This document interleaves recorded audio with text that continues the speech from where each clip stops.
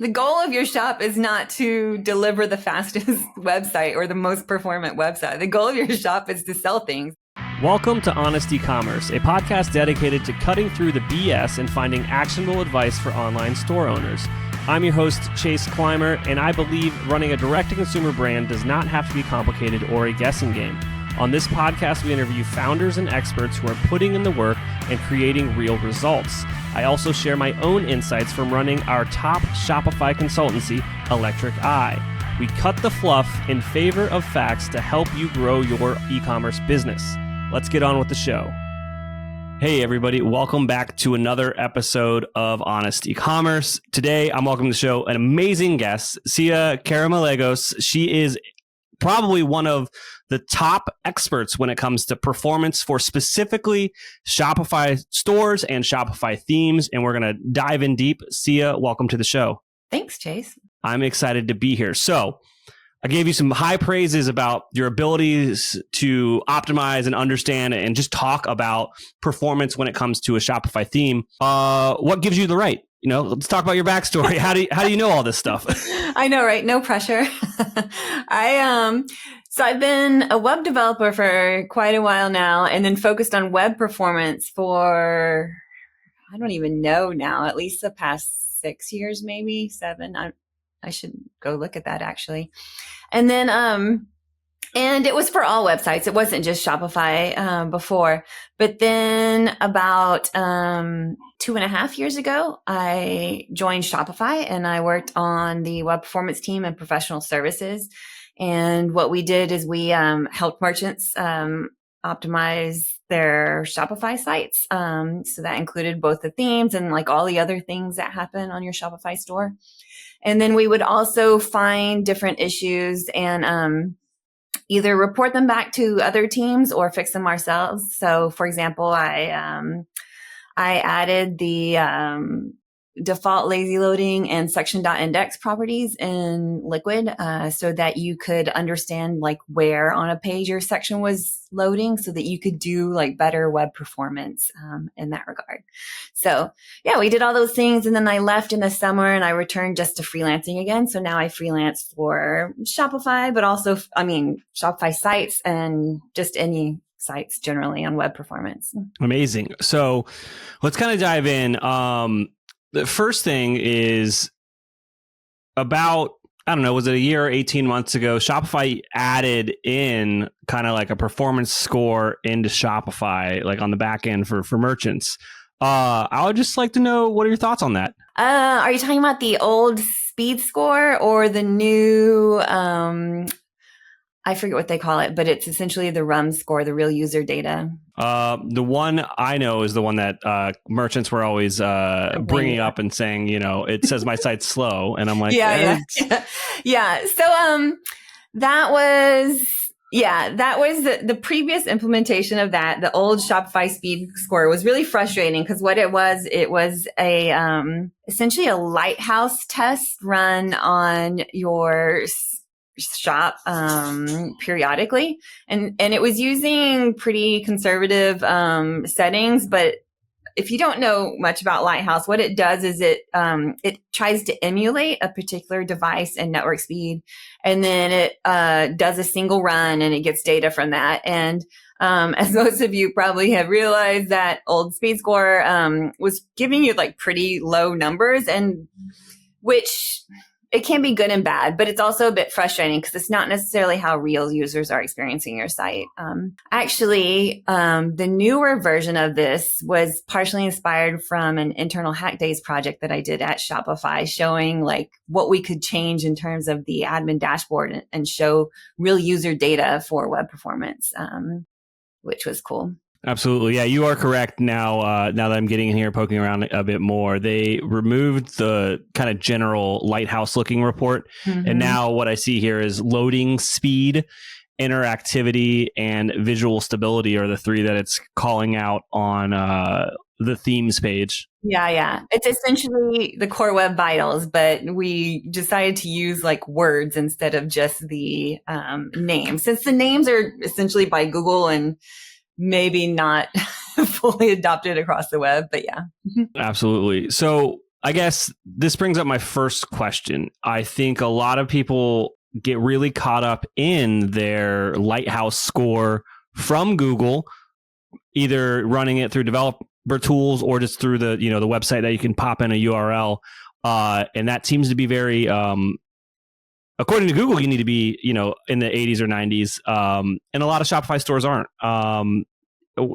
Could you elaborate on that, chasing that kind of number as opposed to maybe there's better ways to spend your time? Yeah, sure. So Lighthouse is a great tool. I don't want to say it's a terrible tool, but it can, if you focus on Lighthouse first or exclusively, a lot of times you'll be churning with different fixes that don't necessarily help your website, or you won't see a lot of improvement in terms of performance.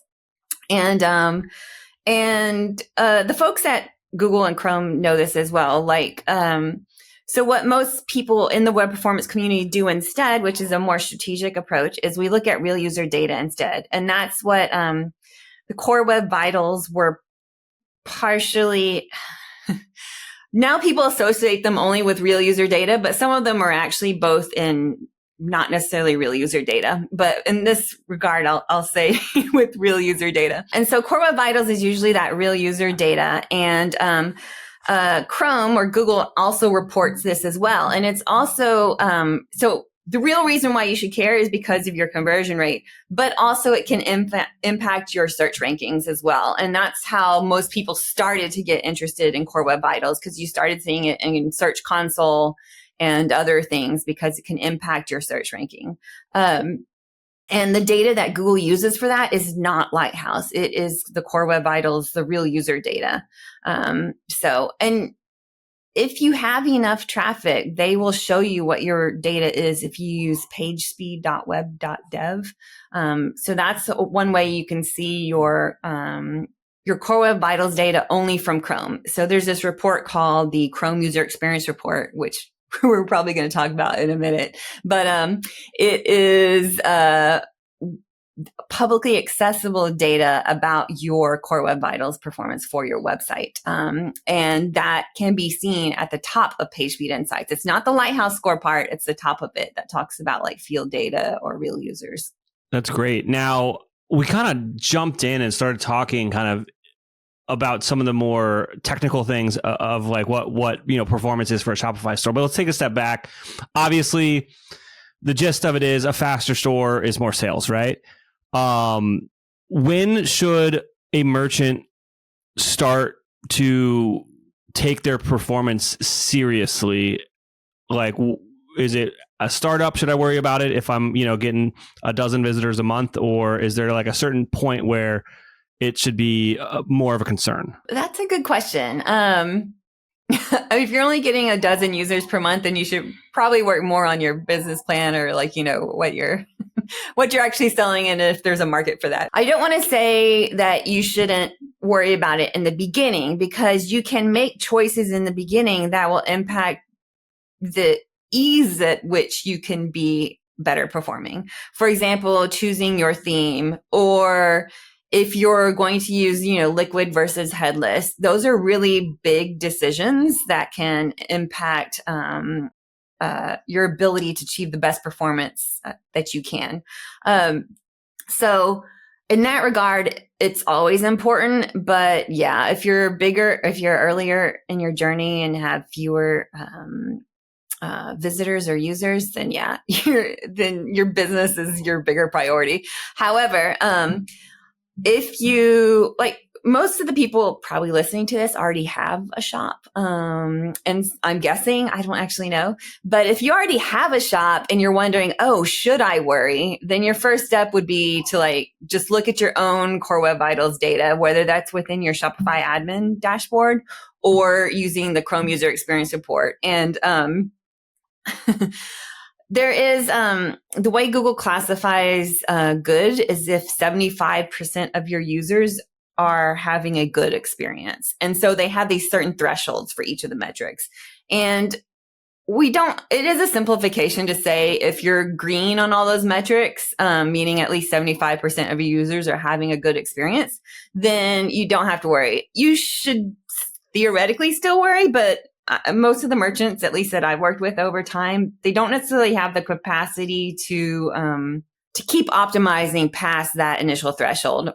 The reason why I say you want to be green on all of those is we think that is the point at which your performance would not negatively impact your search engine ranking. We don't know for sure because Google never shares their exact algorithm. I think it can also change based on, what keywords you're looking at and things like that. But if you want to make sure that your performance is not negatively impacting your search rankings, then try to be green on all three metrics that are in the core web vitals. Absolutely. And this is a conversation I find myself having in my position on it. I might be wrong, right? And I'd love for you to tell me, but I feel like with regards to performance in the e-commerce world and with Shopify, specifically like Shopify front end, like on a theme, there's kind of a point of diminishing returns where the work to optimize further is almost not as important as maybe investing that time and energy elsewhere and driving more sales or other KPIs. Oh, for sure. Right? Like you're not, the goal of your shop is not to deliver the fastest website or the most performant website. The goal of your shop is to sell things. And at some point it's better to invest in, assuming your site has all the features it already needs. Like it could be web features, but it could also be improving accessibility or search ranking or products or, your marketing strategy and things like that. And those will give you a bigger bang for the buck for sure.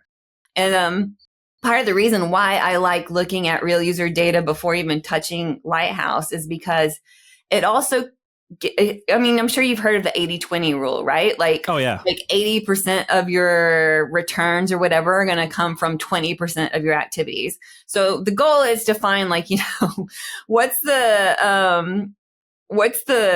I don't want to say the minimal, but kind of like the minimal amount you can do to try to get those 80% of those returns. And so, yes, you can keep optimizing, and you may or may not keep getting returns, but also those returns diminish. There is actually a more scientific analysis you can do on this. And I think on the SpeedCurve website, they have a blog post about this. Like if you were to look specifically at the curves for your conversion rates and your like metrics and stuff. And they're like, oh, if you look to like where your plateaus are. So there's a scientific way you can kind of analyze that. But for most of us, first get to green. If you're a bigger shop, I would probably invest even more in like getting as fast as possible because you're probably going to still get returns if you make that even a better user experience. I will say the Rothy's store has traditionally, it's always been my example of like a great excellent like web performing store and web performance and core web vitals. I do know the developer that works on that site, and he spent a lot of time, in terms of web performance, he spent a lot of time, making it performance, and the company really cares about it, and it shows. And, they're a well-performing e-commerce company that is large. Absolutely. Now, I'm not asking this in regards to Rothy's, but you said if you're a bigger brand, right? And where are we going to kind of throw an arbitrary number or line in the sand for like, what would that be? Are you saying, because bigger, it means a different thing to everybody. Are we talking 10 million plus, 50 million plus? You know what? That's also going to vary by I'd argue your average order value. This is probably not the answer you want. It's also going to vary by kind of like what industry or like what you're selling and what your customer profile is, right? Like if you're selling luxury goods, and luxury goods in a way that it's not like aspirational luxury goods. So maybe your customer base has, excellent devices and excellent web performance, or, they're only buying, this is like something you buy like maybe once every 2 years or something like that. Then maybe web performance is not going to be the thing that drives people to a different store, or like based on your competitors and things like that. So, because I will say, like, some companies will optimize more at like the P90 and P95 level. So, for example, like someone like an Amazon, they're going to theoretically want to optimize as much as possible because it's a very competitive market, right? Like if I have a frustrating experience, of course they're also sticky though, right? Because people have Amazon Prime. So it's like now we're getting to like marketing issues as well.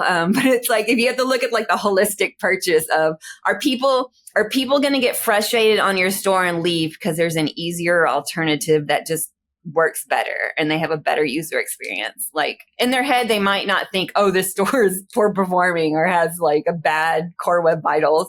But it's like, when they try to click a button and it moves and then, all this other stuff pops up and is obnoxious. And they're like, oh, wait, well, I can just go to actually Amazon would be a good competitor. Like, oh, I can buy this on your store or I can go on Amazon and, buy the same product. And at least I get my free shipping or whatever, I like your example of like a luxury good that's more of a considered purchase. Like, so if I'm buying a couch, like I think the performance of a website selling a couch can be it doesn't need to be perfect as long as it's fast and serviceable.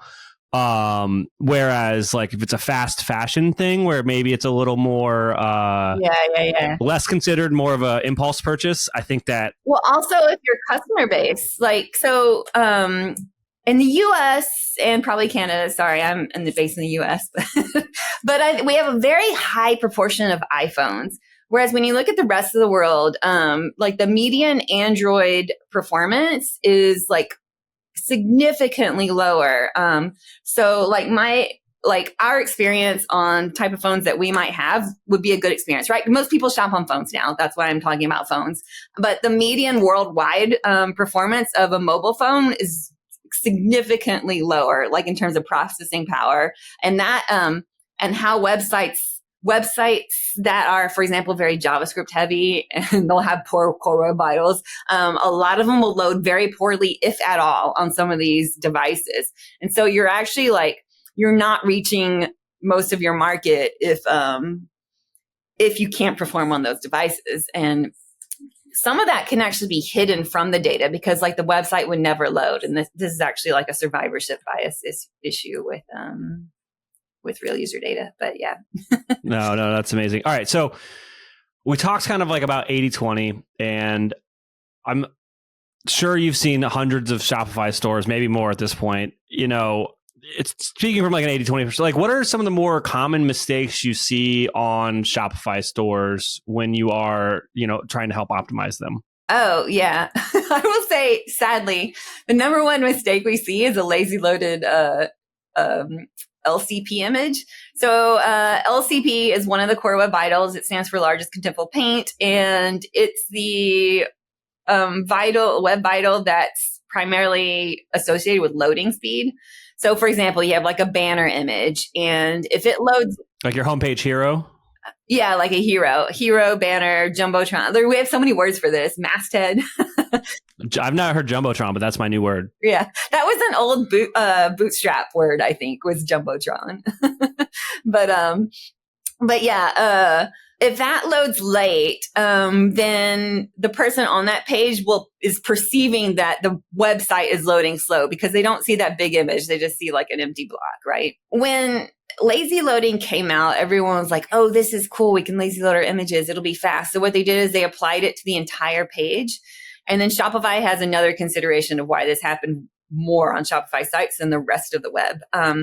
But if you lazy load that big image at the top of the page, it actually makes it slower to load, like significantly slower. And because on Shopify, it used to be, you used to not be able to tell where on the page a section would be. So, right, because it's all plug in these different sections, right? So I'm going to plug in this image section at the top of my page, but you never knew if, as a developer, if that section would be rendered at the top of the page or the bottom of the page. And it's really important to not lazy load things that are at the top of the page or above the fold, which is an old newspaper term. And so what people would do is they would blanket lazy load everything, partially because Lighthouse wasn't nuanced in its suggestions. And so they didn't realize that they were doing something that was actually making their performance worse.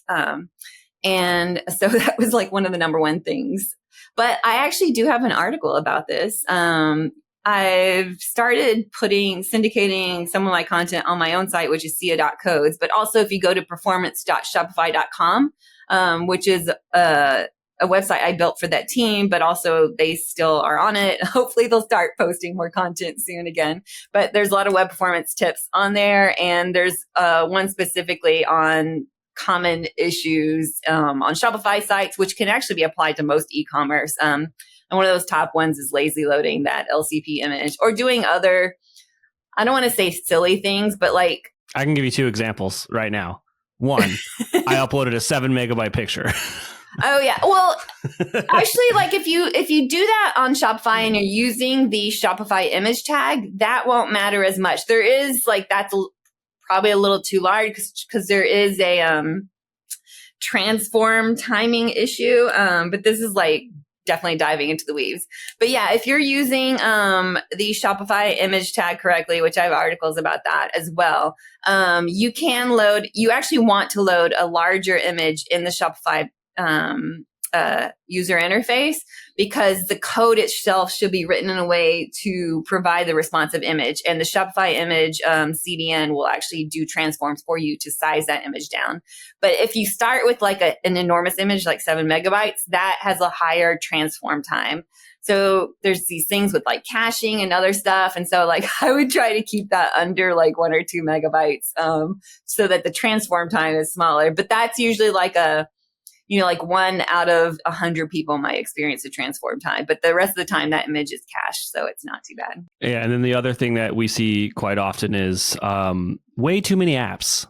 Yeah, that's it can impact loading speed if, for example, they are blocking the render. But yeah, that's when you get a lot of those frustration metrics, which IMP is one of the metrics that is really impacted by your JavaScript. So yeah. Too many apps. And unfortunately, people don't realize that when they add those that they might be impacting their performance. And then usually it's like it's not just apps. It's also like tags in your tag manager. 'Cause it's the same basic thing. You're like adding junk into it. And usually what you do is you only add and you forget to take away. Yep. And so it's like it keeps piling up and you have to audit through those periodically. Absolutely. Now, we talked a lot about like when you're choosing a theme and like making the right choice. Do you have any resources that maybe could help us out when we're evaluating themes? Yeah. I was a lead-in into, I guess, my latest. Oh, absolutely. I want to showcase it. It's how we met, actually. We met because of this amazing thing she's about to talk about. Yeah. So when I was still at Shopify, the idea started there, and my old coworker, Mateusz, who is still there. So I want to give him credit for this too, because he built kind of the first version, and they still have it on performance.shopify.com. It's aggregated data, but Shopify data. However, they're busy. They don't have time to do that necessarily every month and also build out more features in it. So what I did after I left Shopify is, if you remember, I told you that there's that public data set, the Chrome user experience report. And so that's all data from Chrome. If a website has enough traffic, it will have data in this thing called Chrome user experience report. I think it's around 18 million websites at the moment. I'm not entirely sure what the current number of websites that are in it right now, but it's a public data set. So what I did is I now query that data set every month. And what I do is, this is real user data from real sites that have Shopify themes on them. And so what I do is I take that data and split it out by Shopify theme. So you can see what the Core Web Vitals performance is for a Shopify theme based on all the websites that have that theme installed that are also in the report. So ones with enough traffic. If they only get 100 visitors per month, they're not going to be in the data set. But for all the stores that, for all the stores that get enough traffic to probably be viable enough, it's a good measure of performance. Absolutely. Which is nice. So you can compare themes and see how they're doing. But also for theme developers, it gives them a way to look at the data and see which metrics am I failing on? How can that help better inform me of what I need to improve? Because it can be hard for a theme developer to know where their theme is, not performing as well. Absolutely. Are there any kind of themes or theme developers that you prefer to see out in the wild when you are working with the brand, or are all of them a fun challenge? Oh, well, I don't necessarily advocate for specific themes, but you can sort them by Core Web Vitals performance. So, and by market rank. And if you're just listening, I put that in air quotes, but, cause it's not like a full market rank, but like, most number of installs that are actually within this data set. But you can also, sort it by passing Core Web Vitals. But the thing is, themes aren't only about performance, right? They have different features. They might do some things that other themes wouldn't. And so, I don't want to say you should only use this as a decision point. But like use it as one of the things you're looking at when you're deciding on a theme, right? Like maybe, if you're choosing between, if you really like, the look and feel and the features that are within one theme but you're trying to decide between it and another, take a look at their performance and see if one is significantly different than the other. Because that could make it easier for you to achieve good performance. Whereas like if you're starting with a theme that has bad performance from the start, like it's going to be really hard for you to make that theme fast, without customizations. And then you can't ever, like once you start customizing that theme, you can't ever get your automatic updates again, which can be, frustrating. So basically you're just maintaining a theme separately and you need a developer. And yeah, I think that your point about, this is something I really want to highlight, because if you just go to the website, which will be linked in the show notes, and you sort by performance, it was either the first or second one I clicked on.